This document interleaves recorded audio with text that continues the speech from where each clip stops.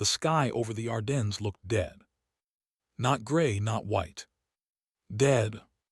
It pressed down on the forest like a lid, sealing men inside a frozen world of snow, silence, and fear. Wind knifed through the trees. Breath turned to ice in the air. This was not weather meant for movement, for combat, for survival. Before dawn, the German guns shattered the stillness. Artillery struck the American front lines with brutal force. Shells slammed into frozen earth and exploded upward, spraying snow, dirt, and splintered wood. Trees burst apart. Foxholes vanished. Men were thrown backward, buried, or erased in flashes of fire. The forest screamed and did not stop. Communications failed almost immediately. Wires snapped. Radios crackled, then died. Units fought blind, unsure where the enemy was or where their own lines ended. Orders came late or not at all. Then the armor appeared. German tanks pushed through the fog like dark shapes from a nightmare. Infantry followed close behind, disciplined and relentless. The attack came from a direction no one expected, with a force few believed possible. The American front bent under the weight. Then it broke. Roads clogged with wrecked vehicles and retreating troops. Trucks skidded into ditches. Guns were abandoned. Officers shouted themselves hoarse, trying to hold fragments together. Some lines stabilized. Many did not. Bastogne became the center of gravity. 7 roads met there, threading through the Ardennes like arteries. As American units fell back into the town, one road after another was cut. German forces closed in. By nightfall, Bastogne was surrounded. Inside the perimeter, reality set in fast. Men dug foxholes in ground frozen solid, steel tools ringing against ice-hard earth. Ammunition was counted, then counted again. Food was scarce. Medical supplies scarcer. The wounded filled cellars and aid stations, wrapped in blankets stiff with frost. German artillery tightened the ring.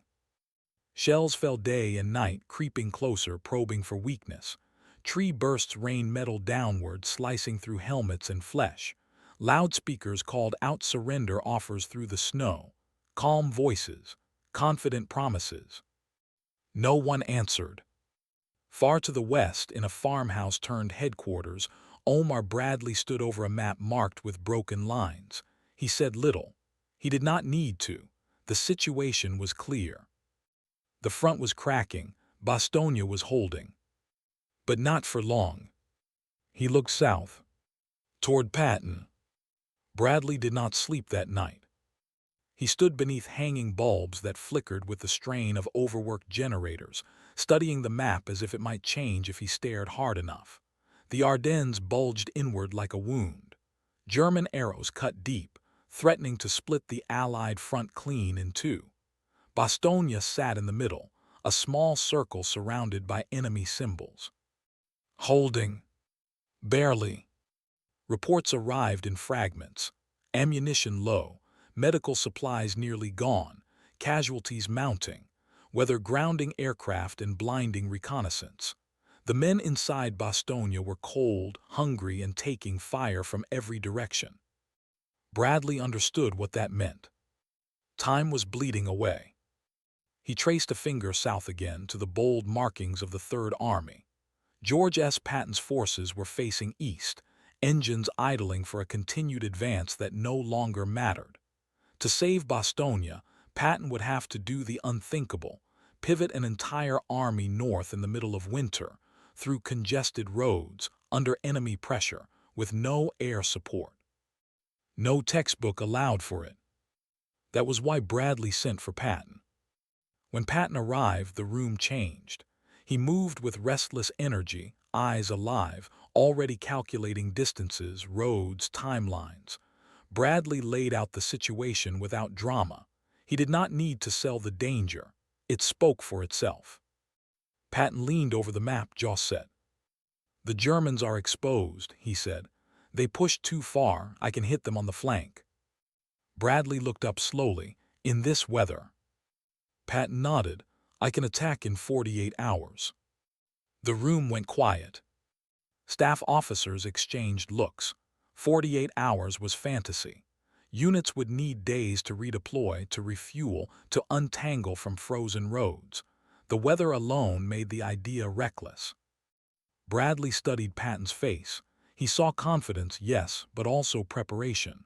Patton had already thought this through. He always did. "You turn north," Bradley said carefully, "and you commit everything. If you fail, there's nothing behind you." Patton met his eyes. "I won't fail." Bradley stepped closer, lowering his voice so only Patton could hear him. His words were measured, almost gentle, but the weight behind them was crushing. "Bastogne must be relieved," he whispered. "If it isn't, the Germans tear the heart out of our front." Patton nodded once.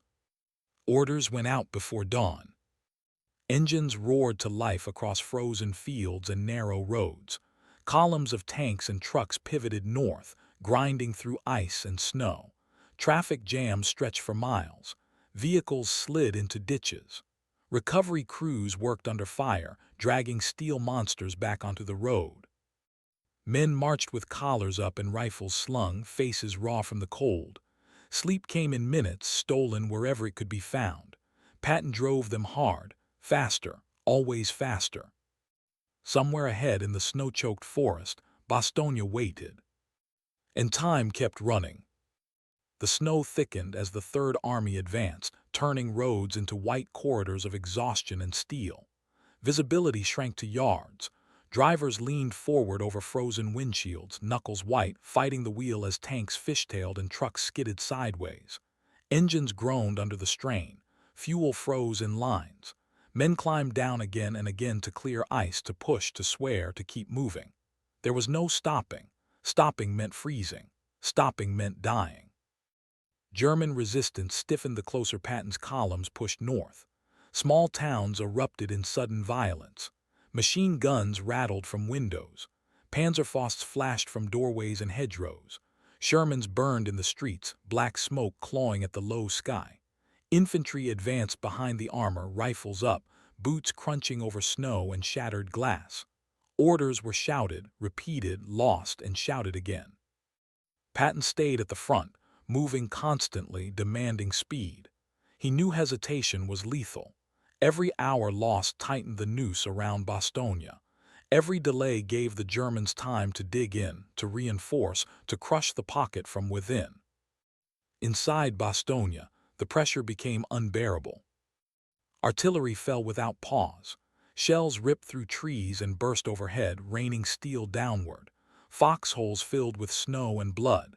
Medics worked by candlelight, hands shaking from cold and exhaustion, cutting away frozen uniforms, whispering reassurance they did not always believe. Ammunition dwindled. Men scavenged rounds from the dead. Rations were reduced to scraps. German assaults probed the perimeter day and night. Infantry charged through the trees, shouting, firing blindly into the smoke. Americans answered with everything they had: rifles, machine guns, grenades, sheer stubbornness. Lines bent but did not break. Not yet. Then slowly, the weather began to change. The wind eased, the ceiling lifted. Gray gave way to pale blue. For the first time in days, the sky opened. Aircraft engines roared overhead. Fighter-bombers dove through the clearing air, rockets screaming as they struck German armor and artillery positions. Explosions blossomed across the snow. Roads vanished under craters. Enemy columns scattered. The balance shifted just enough. Patton seized the moment. He ordered the final push. Tanks surged forward, engines howling. Infantry clung to their sides as they smashed through roadblocks and shattered villages. German defenses buckled under the sudden weight and violence of the assault. Units fell back in confusion. Command collapsed. Then, on a frozen road south of Bastogne, American tanks broke through. Men inside the perimeter heard the engines first. Then the cheering. The encirclement was cracked. Not ended, but broken. The relief of Bastogne did not end the fighting. It changed its shape. The road into the town was a narrow scar cut through snow and wreckage. littered with burned-out vehicles and frozen bodies. Patton's tanks pushed forward cautiously now, turrets swinging, infantry fanning out into the trees. German artillery still fired, stubborn and angry, hammering the approaches as if refusing to accept what had happened. Inside Bastogne, men emerged from cellars and foxholes like ghosts. Faces were hollow, eyes sunken, beards rimmed with frost. They stared at the tanks rolling in as if they might vanish, as if this were some cruel trick of exhaustion. Then someone touched the steel, someone laughed, someone cried. Helmets were slapped, hands reached out, words failed. Medics moved fast, loading the wounded, tagging stretchers, shouting for plasma and blankets. Ammunition crates were cracked open. Food followed. Not enough, never enough, but it was life. German pressure did not ease. The enemy regrouped quickly, hammering the narrow corridor with artillery and counterattacks. They knew what that road meant. They threw everything at it. Infantry surged from the trees. Tanks probed the flanks. Snow churned into mud and blood. Patton reinforced relentlessly. He fed units into the fight without pause, rotating exhausted formations out only when they could no longer stand. Artillery was dragged forward by brute force, guns emplaced under fire, crews working with numb hands and clenched teeth. Every yard of ground was paid for. Air support returned in strength. Clear skies brought swarms of fighters and bombers. They struck German supply lines, smashed armor concentrations, tore apart road junctions. Smoke rose in pillars across the forest. The Germans were no longer advancing. They were reacting. Inside headquarters, Bradley followed every report. The front was stabilizing, the bulge was being blunted, German momentum, once terrifying, was bleeding away. Bradley allowed himself no celebration. There was still too much fighting, too many men dying, but the worst had passed. He thought of Patton, driving his army through the impossible, and of the men who had followed him without hesitation. The risk had been enormous, the cost brutal, the result decisive. Back at the front, Patton did not slow. He pressed forward, forcing the Germans back mile by mile, refusing them time to recover. His army, battered and exhausted, kept moving because stopping meant surrendering the initiative, and Patton never surrendered initiative. Winter tightened its grip again, but now the Americans advanced with purpose. The Germans fell back, leaving behind wreckage, prisoners, and shattered plans. Bastogne held. The line held. And across the frozen fields of the Ardennes, the story of desperate men and impossible orders hardened into something permanent, something that would outlive the snow, the smoke, and the dead. The snow returned quietly. It fell over ruined villages and cratered roads, over shattered tanks and shallow graves, softening the edges of a battlefield that had devoured thousands of men. The guns still fired, but the fury was gone. What remained was resistance, grim, stubborn, inevitable. The German offensive had spent itself. They had thrown everything into the Ardennes: armor, artillery, elite divisions, the last reserves of a fatting empire. They had gambled on surprise, on weather, on fear. For a moment it had worked. The Allied front had bent, cracked, almost collapsed. But it had not broken. Bastogne stood as proof. Inside the town, soldiers returned to their positions with new ammunition and warmer food, but the exhaustion stayed in their eyes. They had survived encirclement, starvation, and constant shelling. Survival itself felt unreal. They spoke less now. They watched the tree line. They waited for the next order. It came soon enough. The war pressed on. Patton's Third Army continued its advance, driving east with relentless force. Tanks rolled forward through the snow, infantry following in disciplined waves. Artillery thundered again, this time with purpose and preparation. The Germans fell back step by step, trading space for time they no longer had. Patton stood near the front, helmet dusted with frost, watching the movement of his army. He did not smile. He never did when the fighting was done. Victory to him was only a step toward the next fight. He had kept his word. Far behind the lines, Bradley received the final assessments. Bastogne relieved, corridor secured, German momentum broken. The front stabilized across the Ardennes. The numbers confirmed what instinct already knew. The gamble had worked. Bradley allowed himself a moment of stillness. He thought of the whisper he had given Patton, of the weight behind it, of the men who had carried that decision forward with frozen hands and bleeding feet. Authority was not loud. It was not theatrical. It was responsibility. History would remember the tanks charging through the snow, the aircraft screaming down through clearing skis, the defiant stand at Bastogne. It would remember Patton's speed and audacity, the spectacle of an army turned in winter and driven through the impossible.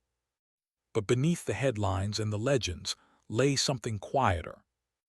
A decision made in a cold room. A command trusted without certainty. A line held because men refused to let it fall. The Ardennes would thaw. The forests would grow silent again.